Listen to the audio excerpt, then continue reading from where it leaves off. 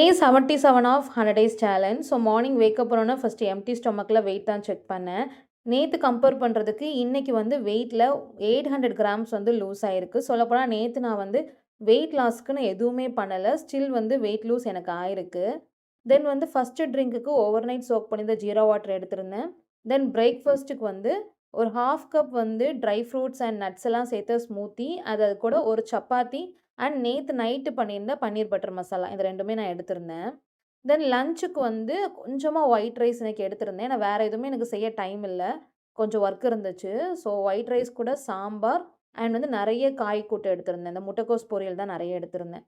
தென் இந்த வீட்டுக்கு வந்ததுலேருந்து எனக்கு ஓவரால் எல்லா ஒர்க்குமே முடிஞ்சிருச்சு. ஆனா அந்த ட்ரெஸ்ஸு துவச்சு போடுற வேலை மட்டும் என்னமோ தெரியல முடியல. நேத்து 2 வாளி துணி துவைச்சாச்சு. இன்னைக்கும் 2 வாளி துணி துவைச்சு போட்டிருக்கேன். செம்ம ஒர்க்கு. ஸோ அதெல்லாம் முடிச்சு கொஞ்சம் ஃப்ரெஷ் அப் ஆயிட்டேன். பட் எனக்கு வந்து வாக்கிங் இன்னைக்கு போக டைமே இல்ல.